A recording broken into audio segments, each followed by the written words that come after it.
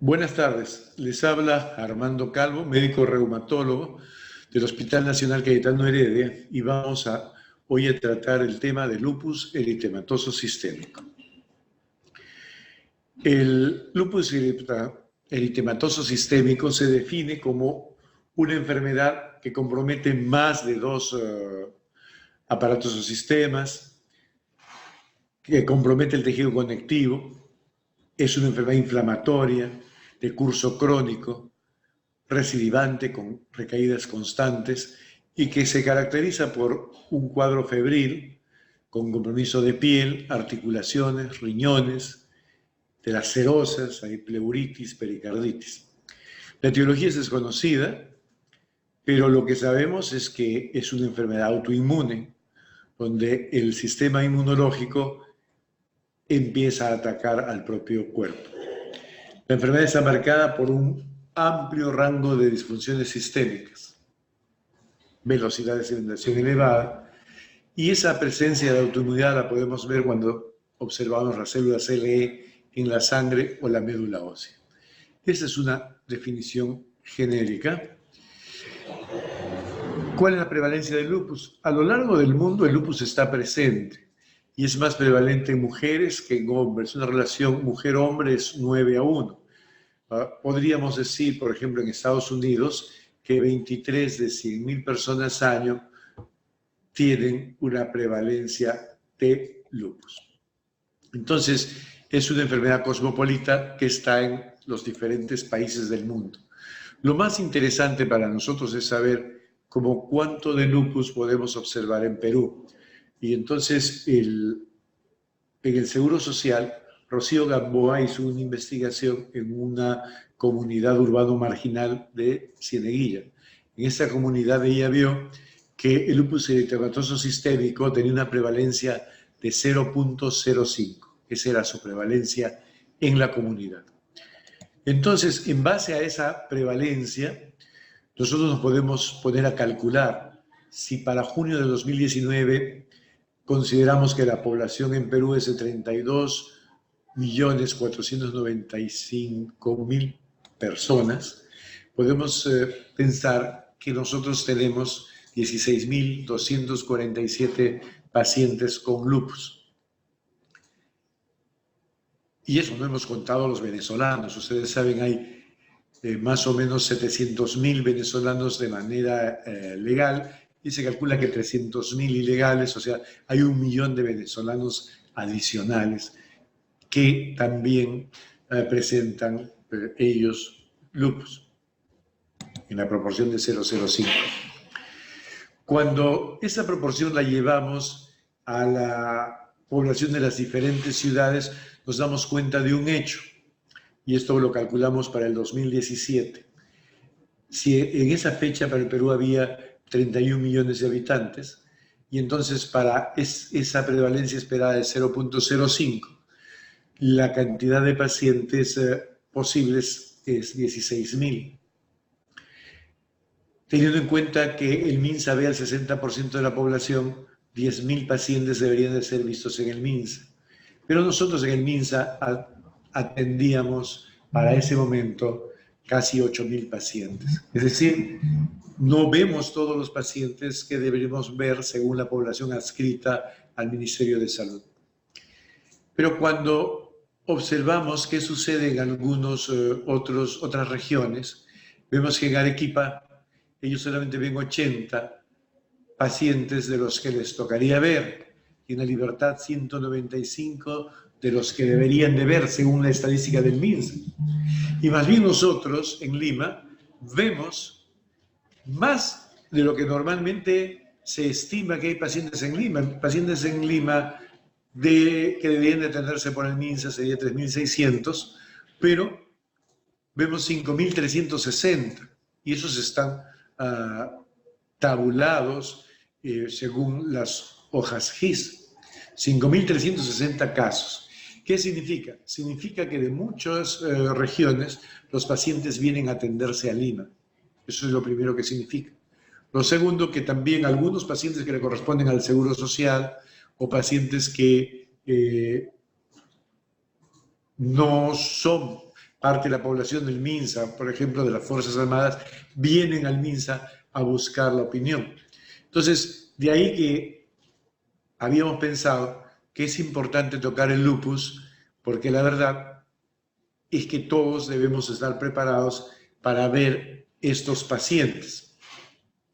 Cuando nos fijamos en el CIS constantemente va viendo más pacientes y en el MINSA la población CIS es más o menos 90%. Entonces vemos pues, que en el MINSA para el 2015 había 3.129 casos atendidos mediante el Seguro Integral de Salud. Entonces ya nos damos cuenta del perfil de pacientes que vemos. Vemos pacientes del Seguro Integral de Salud, la mayoría mujeres.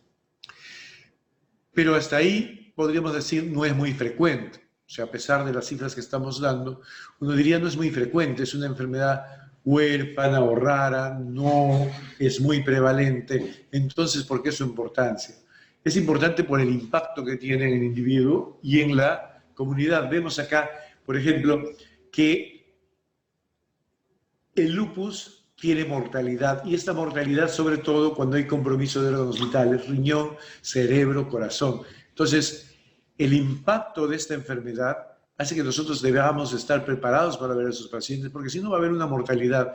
¿Y de qué personas? Personas que están en la edad productiva. Las mujeres tienen el lupus normalmente en la edad fértil de la vida. Entonces, son personas productivas. Pero hay otro hecho adicional. El otro hecho adicional es que el lupus es más severo en las poblaciones mestizas, y todos nosotros somos mestizos, y es así. En el Perú, el lupus es bastante severo, con un compromiso renal bastante frecuente, más frecuente que en otras latitudes. Pero adicionalmente, este compromiso severo se asocia a un ingreso socioeconómico bajo. Entonces, las poblaciones, el perfil que vamos a pensar son mujeres en edad fértil de la vida con recursos bajos. Y vemos que estos recursos bajos además impactan en la sobrevida, en la supervivencia, porque un predictor de mortalidad es la pobreza. La pobreza es un predictor de mortalidad muy fuerte. Aquí vemos que el odds radio es 4.06, es decir, hay como 4 veces más chance de fallecer debido al nivel de pobreza.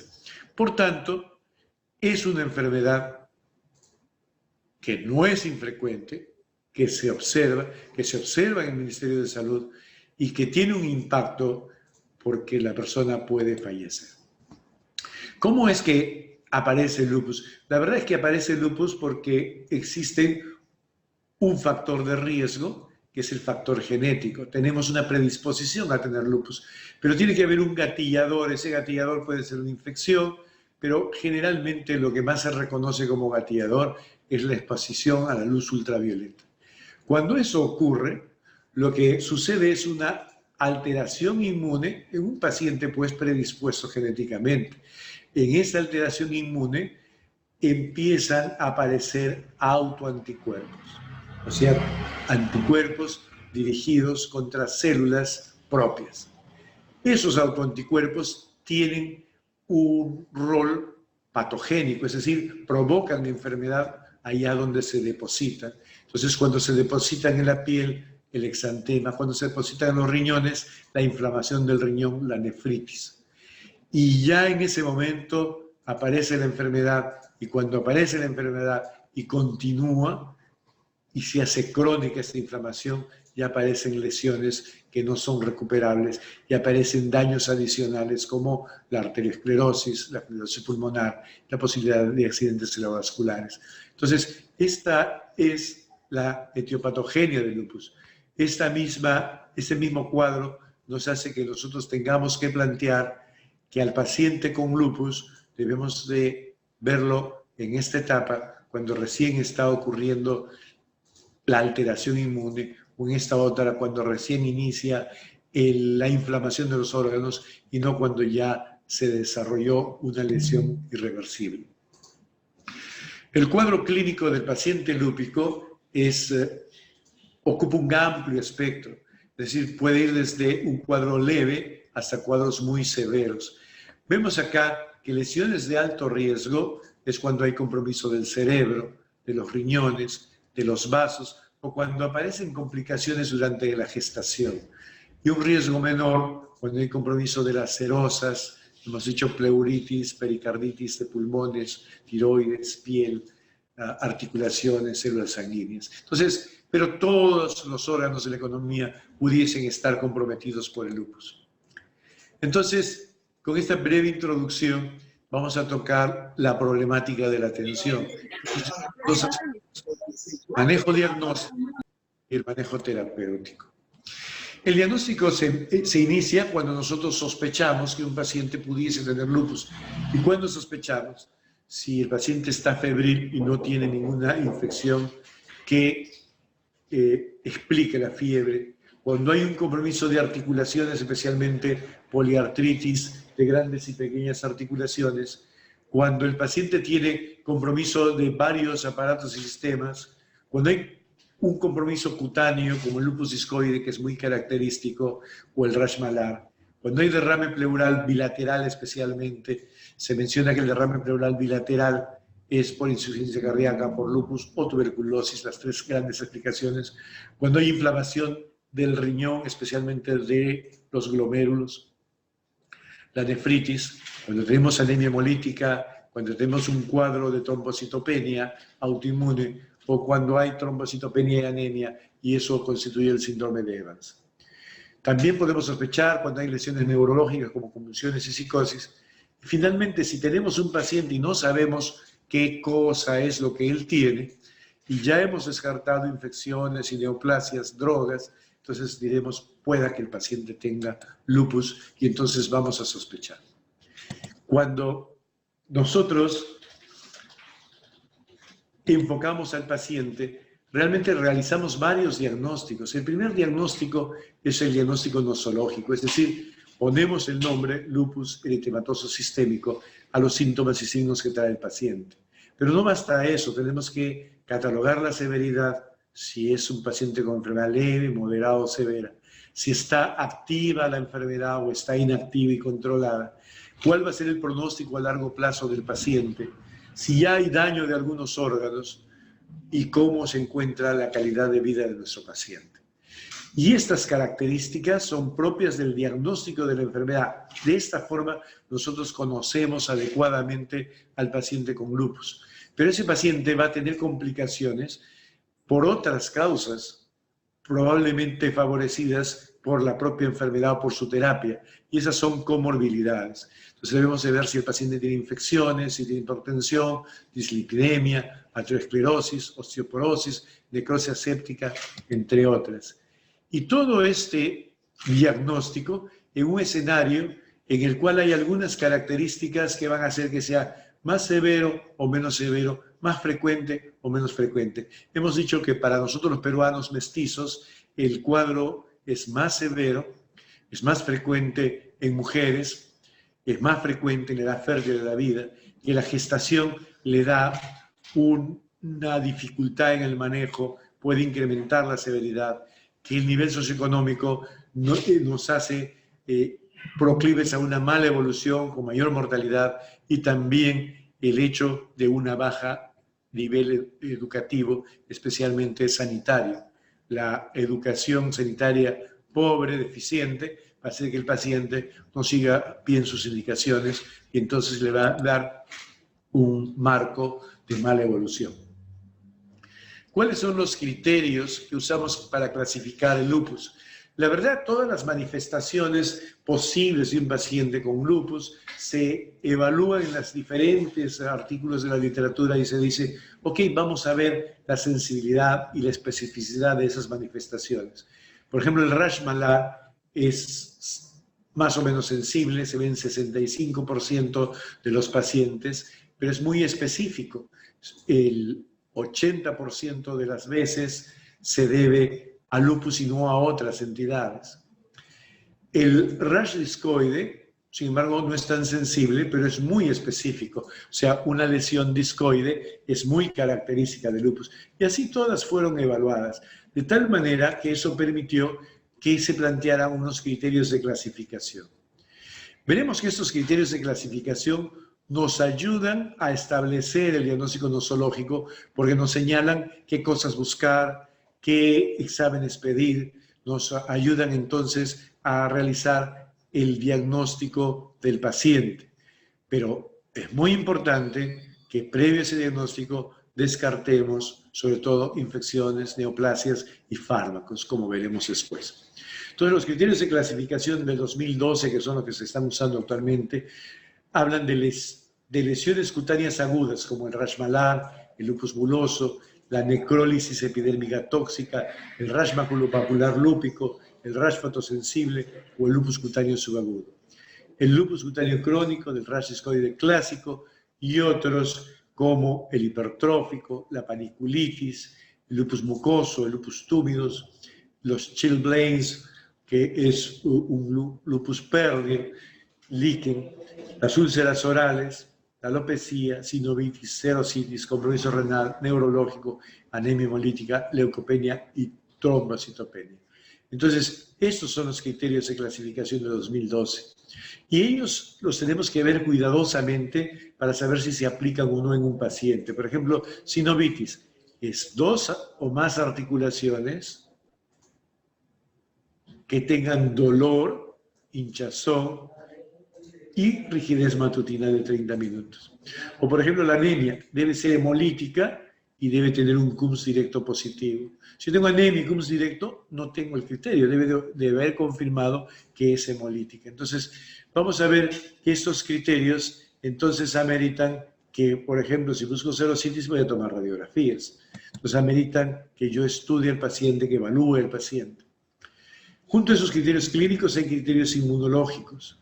¿Cuáles son? Son 6. Anticuerpo antinuclear positivo, anti-DNA positivo, anti-SM positivo, anticuerpos antifosfolípidos, ya sea por anticoagulante lúpico o por pruebas para sífilis falso positivos, o anticuerpo anticardiolipina o anti-beta-2 glicoproteína. En estos dos casos, IgA, IgG o IgM, de cualquiera de los 3 tipos.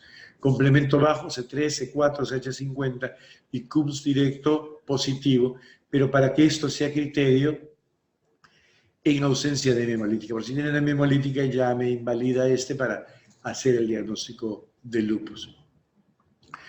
Bueno, estamos mirando entonces los criterios de clasificación inmunológicos y sumamos los criterios de clasificación clínicos con los inmunológicos y podemos tener una alta sospecha diagnóstica. Por ejemplo, si yo tengo 4 criterios, uno clínico de todas maneras y uno inmunológico de todas maneras, pero podrían ser 3 clínicos y uno inmunológico, 3 inmunológicos y un clínico, yo tengo diagnóstico. También si tengo una biopsia que es compatible con nefritis y hay presencia de anticuerpos nucleares o anti-DNA. Y estos son los criterios SLIC y son mejores, sobre todo en la sensibilidad a los antiguos criterios, por eso son los que hoy en día se utilizan más. Cuando vemos los criterios clínicos y nos acercamos a ellos, el lupus cutáneo agudo es los que hemos mencionado, o el subagudo en sus 2 clases, psoriasiforme y lesión anular policíclica, que resuelve sin cicatriz. El rash malar, ven que es una lesión eritematosa, como chapas, está sobre las regiones malares, sobre los pómulos, pero que respeta el surco nasogeniano, esa es la característica. También respeta la zona glabellar. Eso significa que de esta manera, viendo que respeta esas zonas, lo diferenciamos fácilmente del acné rosácea. Estas lesiones compatibles con el lupus cutáneo subagudo, psoriasiforme, o estas de acá, lupus cutáneo subagudo, pero con lesiones circinadas. Bien, criterios clínicos, el lupus cutáneo crónico, el discoide, el hipertrófico, la paniculitis, lupus mucoso, habíamos mencionado eso, acá ven el lupus discoide. Esto de la literatura, pero en nuestros pacientes vemos lesiones que no son tan características como se ve en la literatura anglosajona, porque generalmente es en población de raza negra. Nosotros los mestizos tenemos lesiones de lupus discoide también presentes, que son, más bien, tienen que estar elevadas, a ser hiperqueratóxicas cuando uno las toca. Las úlceras orales pueden estar en paladar, en cualquier lugar de la boca, en la lengua, pero tienen que verse en ausencia de otras causas como la vasculitis, el BC, la infección, la enfermedad inflamatoria intestinal, la artritis reactiva y tomar muchos alimentos ácidos. Esas son las úlceras orales. Vemos en el paladar, en este caso, en el paladar duro, y vemos acá cómo en la lengua hay una úlcera. La alopecia tiene que ser alopecia no cicatricial, difusa, que no se explique por otras causas como drogas, deficiencia de hierro o la causa androgénica. La artritis, sinovitis de dos o más articulaciones, realizada por hinchazón o efusión, o dolorabilidad de dos o más articulaciones y al menos rigidez matutina de media hora. Miren, la alopecia difusa, característica de una persona con lupus, la poliartritis, que se ve artritis en pequeñas articulaciones, y esta artritis a la larga deforma, pero sin que aparezcan erosiones en la radiografía, sino que esta deformación es reducible sobre una superficie plana. Esa deformación se llama artropatía de Charcot, característica del lupus. La serositis, la pleuresía, por más de un día, caracterizada por efusión o frote pleural, el dolor pericárdico típico, efusión pericárdica, frote, pericarditis por electrocardiograma. Así la podemos diagnosticar. Entonces nos está diciendo el criterio: si sospecho lupus, voy a hacer una ecografía o puedo tomar una placa y voy a hacer un electrocardiograma. Y siempre en ausencia de infección, de uremia y pericarditis de Dressler. Recuerden, derrame pleural bilateral, sospechar lupus. En ese caso, pericarditis. Un criterio clínico es la nefritis. Y la nefritis, cuando tenemos un ratio proteinuria-creatinuria, más de 500 miligramos de proteínas en 24 horas. El ratio, 500 miligramos de proteínas en 24 horas, si lo juntamos, o el ratio equivalente a eso. O hay cilindros eritrocitarios. De esa forma nos dice el criterio. Pero cuando revisamos las diferentes guías, podemos encontrar que una proteinuria persistente de más de medio gramo por día, o 3 cruces en el LABSTIX, o cilindros celulares eritrocitarios, hemoglobina, granulares, ovulares o mixtos, cilindruria, especialmente cuando hay de diferentes clases, eso se llama telescopaje, deben de ser que yo sospeche nefritis lúpica. También si tengo una biopsia compatible con una glomérulonefritis mediada por complejos inmunes. Entonces, cuando hablo del riñón, realmente no estamos hablando de una clínica del riñón, porque cuando el paciente ya tiene edemas por la hipoproteinemia, por pérdida renal, o tiene ascitis por esa hipoalbuminemia, la verdad ya está avanzado el cuadro y yo tengo que buscar si mi paciente tiene lesión renal severa, como sería las de clase 3, 4, 5 y 6, o si tengo cambios mínimos. Entonces, lo que tengo que buscar es realizar examen de orina.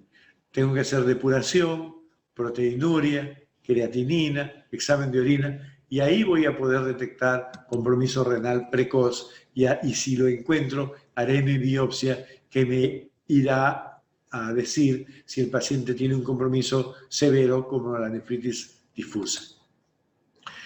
Y hemos dicho que para los mestizos es importante porque, por ejemplo, en nuestro hospital, cuando se tabularon 10 años de 1990 al 2000, nosotros vimos que los pacientes tenían compromiso tipo 4, 47%, añadimos el 3, 50%, el 5, 52%, y si le añadimos el 6, 54%, o sea, la mayoría de nuestros pacientes tiene un compromiso severo. El 6 ya es esclerosante, el riñón se perdió, el 5 es membranoso, al 4 se le llama difuso y el 3 es el focal y cementlado.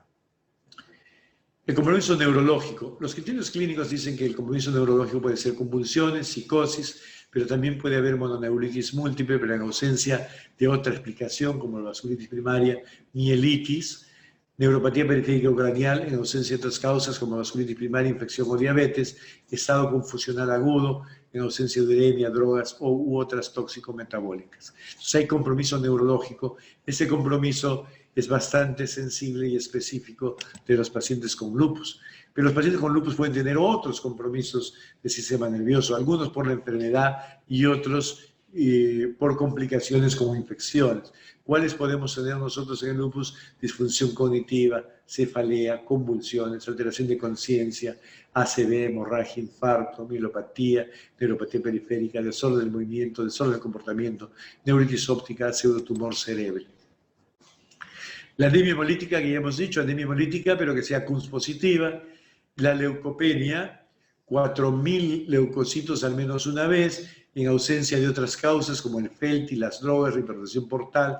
Linfopenia, 1.000 al menos una sola vez linfocitos, en ausencia de otras causas, corticoterapia, drogas, infección. Trombocitopenia, 100.000 o menos, en ausencia de otras causas. Muy bien, esos son los criterios hematológicos. Vemos que hay 3. Entonces, si yo tuviera un paciente con anemia hemolítica, si tuviera un paciente con leucopenia y con trombocitopenia, y tuviera un anticuerpo antinuclear, yo ya estoy facultado para llamarlo lupus, por ejemplo, según estos nuevos criterios. Un hecho importante es que los pacientes adultos se diferencian de los niños. Por ejemplo, en los adultos es más prevalente el compromiso pulmonar, pero en los niños es más prevalente el compromiso renal. Entonces, vean que los pacientes con compromiso renal, con compromiso ocular, ese compromiso es más frecuente en niños. Entonces, hay una diferencia entre el cuadro de los adultos y de los niños. Los criterios inmunológicos ya los habíamos mencionado y lo único que diremos es que existe diagnóstico diferencial. Yo tengo que estar seguro que mi paciente no ha recibido fármacos que son susceptibles de hacer que brote un síndrome parecido al lupus, un lupus-like. ¿Y cómo me doy cuenta si hay una droga que tomar el paciente y pudiese dar un lupus-like? Me doy cuenta porque el lupus eritematoso sistémico muestra en sus análisis anti-DNA nativo, muestra en sus análisis anti-ASM, pero no así el inducido. El inducido lo que aparece es antihistonas y anti-DNA, pero de una sola cadena. Entonces esto permite más o menos diferenciar esa situación. Pasemos a la actividad. El paciente no todo el tiempo su enfermedad está presente, es decir, activa, es como un foco. El foco siempre está ahí, el lupus siempre está ahí, pero a veces va a estar prendido y otras veces apagado, o igual como este foco. Entonces, para eso usamos índice de actividad y una buena referencia clínica es, si tengo al menos 2 signos de lupus presentes, probablemente esté activo.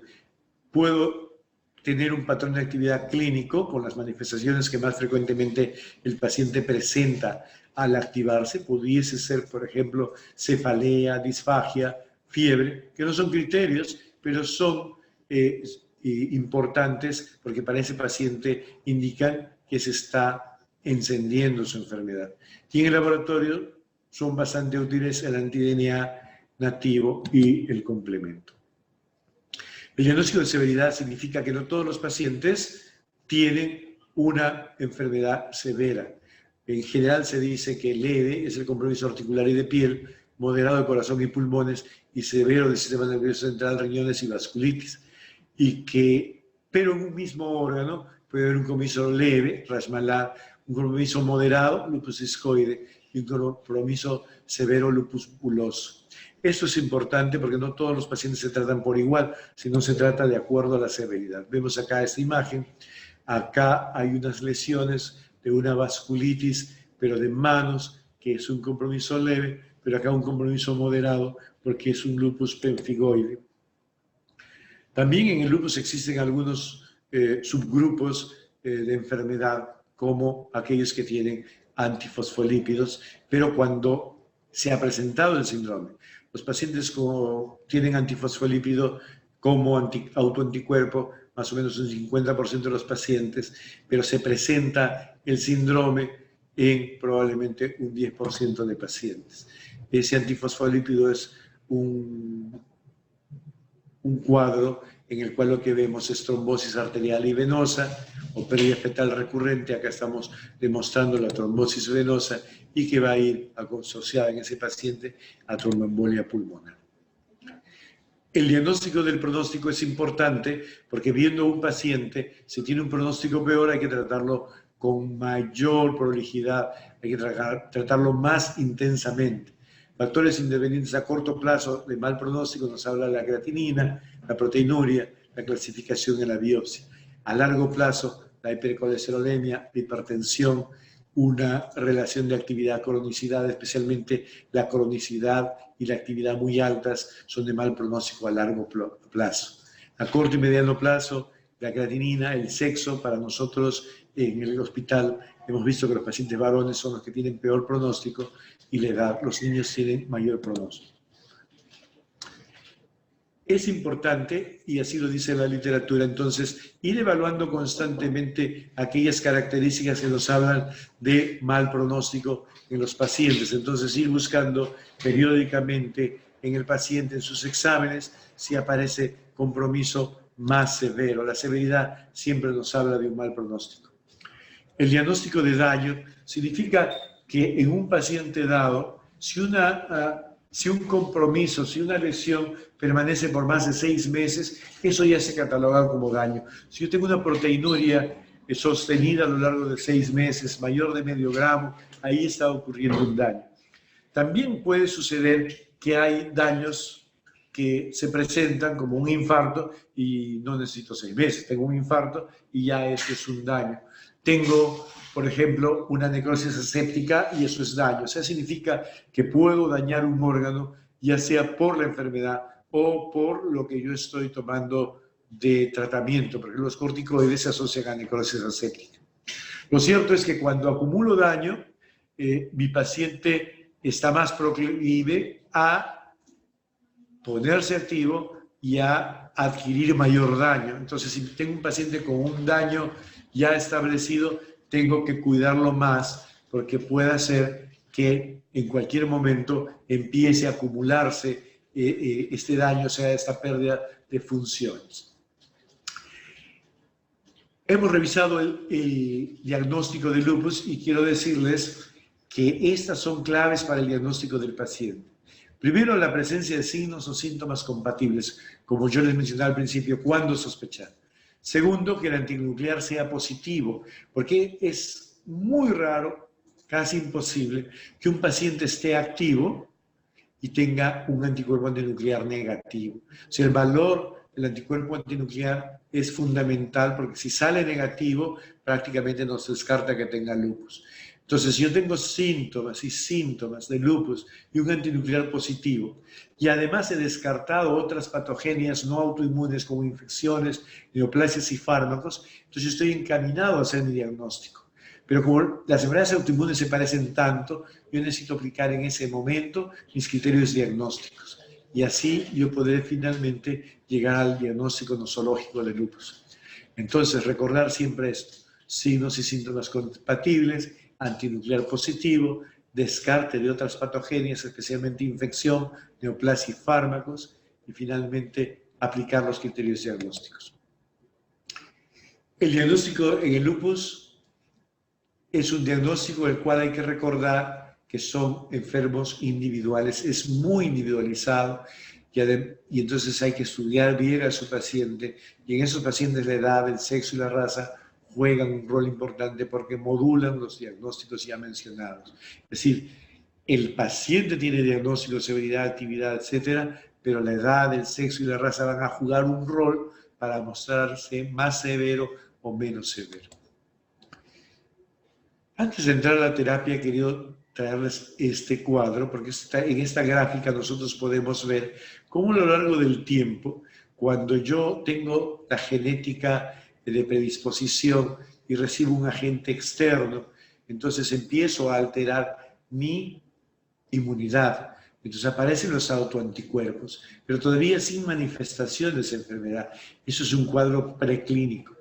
Esos autoanticuerpos se depositan en los tejidos o generan inflamación en los tejidos, y entonces aparece ya la clínica con el compromiso de estos tejidos.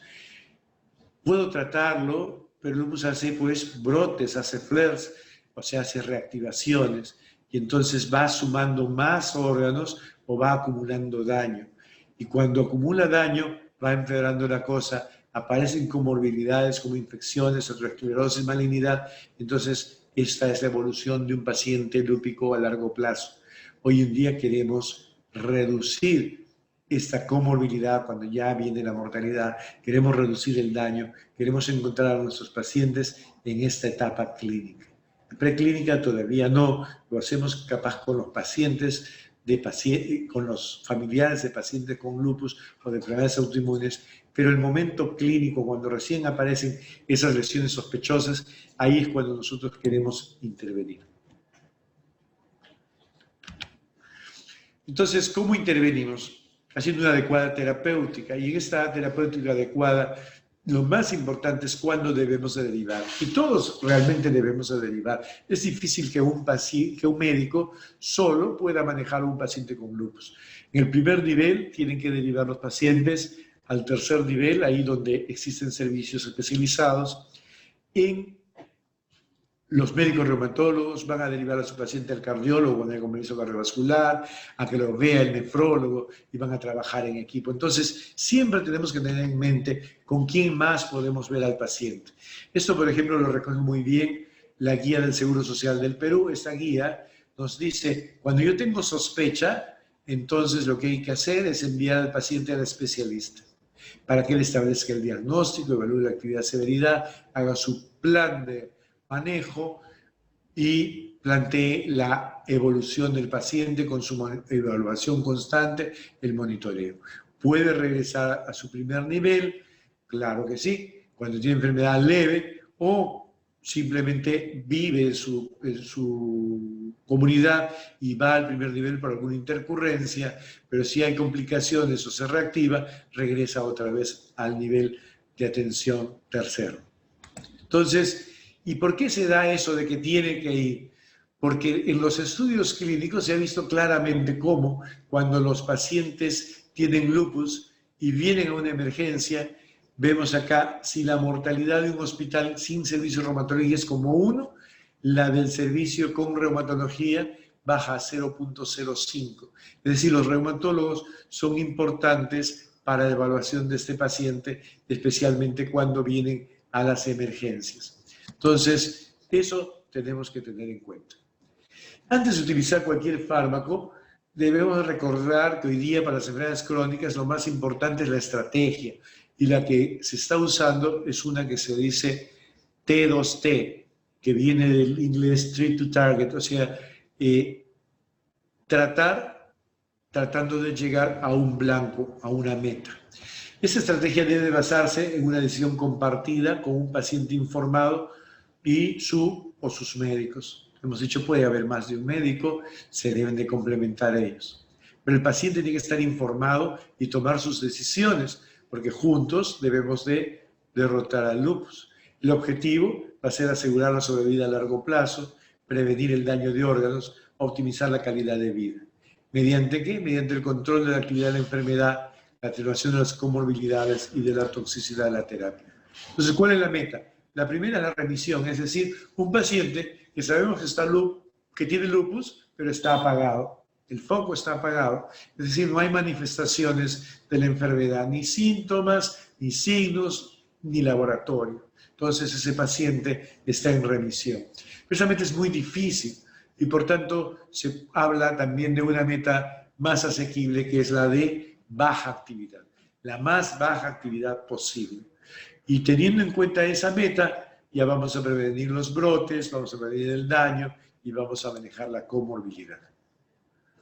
Cuando hablamos de terapia, lo primero que debemos recordar es que la terapia de enfermedades crónicas es la no farmacológica, donde la educación es fundamental para que el paciente entienda su enfermedad y la necesidad de venir al hospital, de someterse a exámenes clínicos, a exámenes de laboratorio y de tomar sus medicinas. Para eso hay que hacer consejería, hay que ver la realidad del paciente y aconsejarlo de tal manera que él se comprometa a seguir su tratamiento y hacer las cosas que debe hacer, como llevar un estilo de vida sin hábitos nocivos. Hay que dar orientación psicológica, el lupus afecta mucho el esquema corporal de una persona por el uso de corticoide y las lesiones, prevenir la exposición solar, de la luz ultravioleta, una dieta adecuada, Hay alimentos que hacen mal para el paciente con lupus, alfalfa, apio, son los que hacen mal. Y que no se infecte, que venga el paciente vacunado, y hay que tocar los temas del acceso. El acceso a la terapia es fundamental, especialmente una persona que va a tomar su tratamiento de manera crónica. Y todo esto, cuando nosotros vamos a manejarlo, entonces vamos a lograr una adherencia adecuada. Y al final, la adherencia nos va a garantizar alcanzar las metas. Cuando hablamos de terapia farmacológica, recordemos que tenemos que utilizar el fármaco correcto, a la dosis correcta, pero en el momento oportuno. O sea, con la indicación necesaria, tanto de enfermedad, de severidad, de actividad, todo lo que hemos discutido, y en el momento exacto. Eso nos va a garantizar el éxito. Antes de utilizar fármacos, recordar que los fármacos pueden ser malos, pueden ser deleterios, pueden causar eventos adversos. Entonces, hay que individualizar al paciente, tener claro su patrón de actividad, conocer la medicación, esquema, dosis, complicaciones, diagnosticar y manejar las infecciones probables, conocer el estado mental, saber si hay glaucoma, cómo está la masa ósea, asegurar el seguimiento, informar al paciente. El paciente educado nos va a ayudar a prevenir las cosas. Entonces, hay un protocolo de manejo antes de utilizar esa medicación, que es una medicación con alta posibilidad de efectos adversos. Cuando revisamos el petitorio de 2018 vemos que contamos con una serie de fármacos en el Ministerio de Salud para la atención del paciente con lupus, fármacos que también se utilizan para oncología. Así, por ejemplo, podemos usar azatioprina, ciclosporina, micofenolato, tacrolimus, ciclofosfamida, podemos usar metrotexato y podemos utilizar rituximab aparte de prednisona e hidroxicloroquina. Entonces, hay una serie de fármacos, pero ¿cómo los vamos a usar si hay tantos? ¿Cómo los vamos a escoger? Los vamos a escoger de acuerdo a la severidad de la enfermedad. Si el paciente tiene una enfermedad leve, antiinflamatorios y prednisona no más de 10 miligramos debería ser suficiente. Si es moderado, los antimaláricos, la prednisona, medio miligramo por kilo, metrotexato, azatropina, leflunomida, ciclosporina, o pueden ser necesarios, o belimumab, que es un anticuerpo monoclonal que se utiliza para casos moderados. Y severo, prednisona 1 miligramo por kilo, pulsos de prednisolona, alta dosis de corticoides, ciclofosfamido o micofenolato. Y el rituximab, que es otro anticuerpo monoclonal. Y en todos los casos utilizar antimaláricos, porque el antimalárico ha incrementado la sobrevida del paciente. Entonces, esos son los fármacos, así los debemos acomodar. Entonces es muy importante que hagamos el diagnóstico inicial de severidad de enfermedad para poder escoger adecuadamente. La otra cosa que deberíamos decir es que los anticuerpos monoclonales hoy en día es una medicación de alternativa, no de primera elección en cualquiera de sus indicaciones, de lupus moderado, lupus severo. Quedan cuando los casos se hacen refractarios.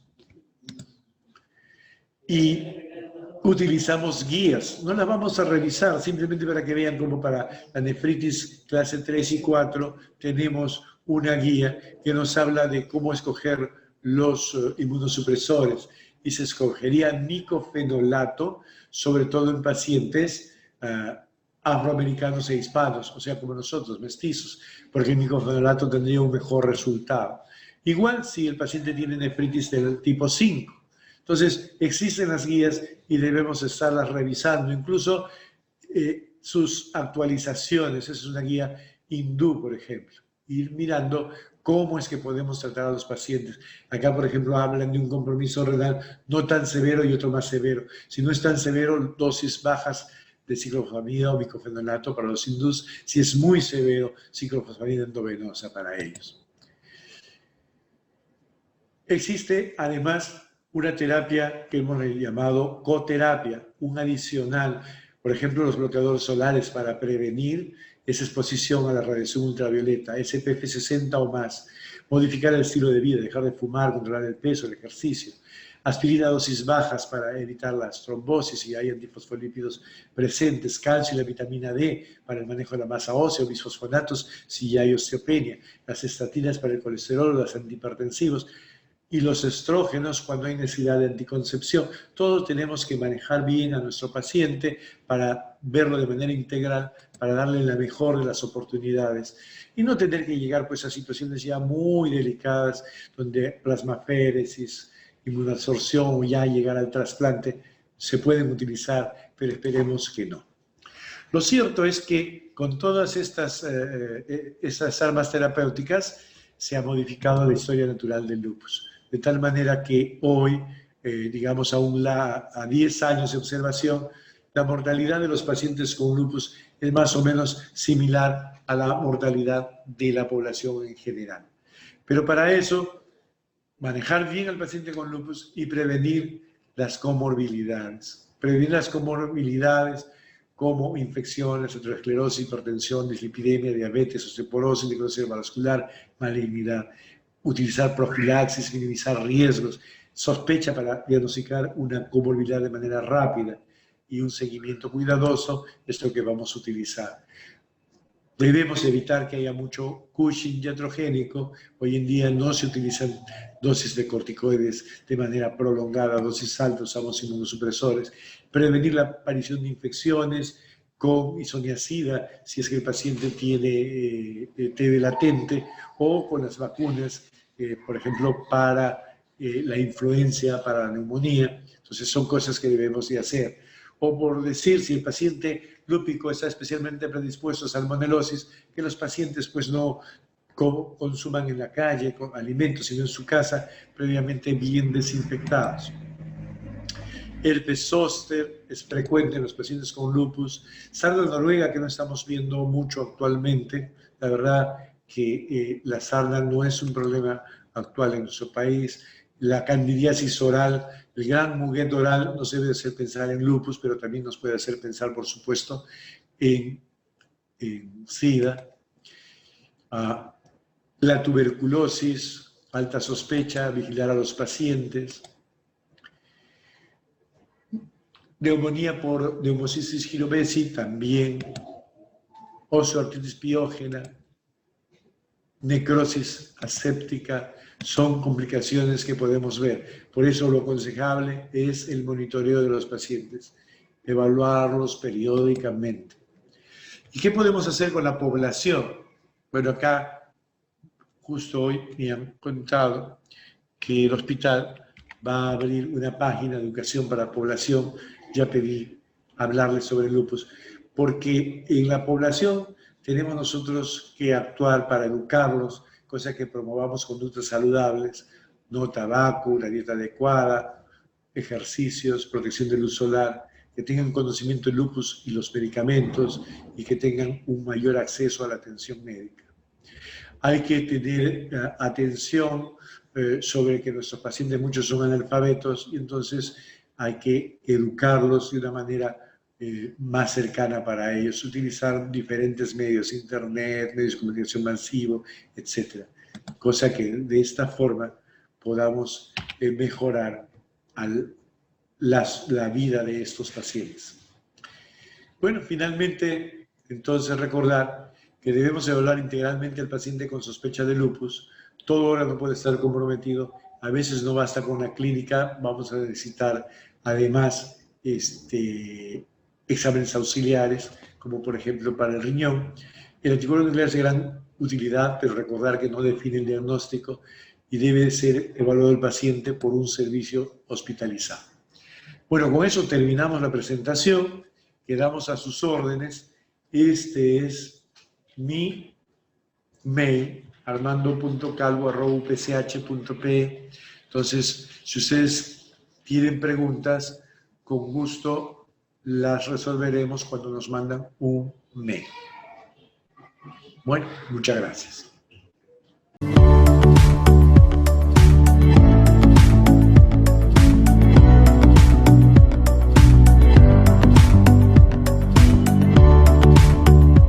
Gobierno del Perú. El Perú primero.